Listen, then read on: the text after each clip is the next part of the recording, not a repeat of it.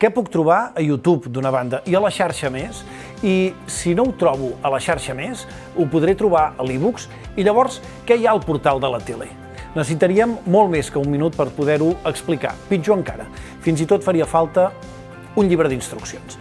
Necessitàvem un web que ens fes de node digital, que reunís tots els serveis i plataformes al mateix lloc. D'aquesta manera, quan algú ens preguntés a on podria trobar una sèrie documental o com ho podria fer per veure'ns per streaming o llegir una notícia, només li hauríem de donar una resposta d'11 lletres, les de tvmataró.cat. Per tant, l'objectiu del projecte és fer encara més estreta i més petita la distància entre una televisió, com és Televisió de Mataró, i la seva plataforma OTT, que és la xarxa més.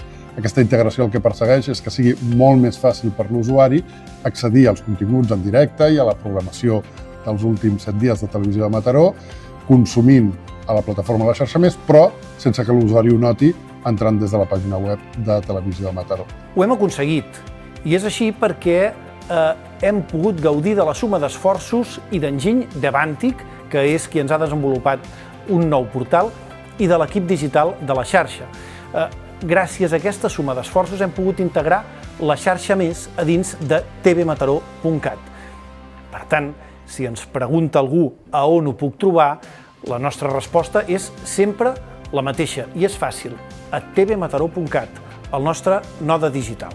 Forma part de l'estratègia per personalitzar encara més l'experiència dels usuaris de la xarxa més, fer-la més pròxima i que la usabilitat sigui el més perfecte possible i que per un usuari interessat en els continguts de Televisió de Mataró sigui molt fàcil trobar-los a la plataforma de la xarxa més accedint des de qualsevol punt.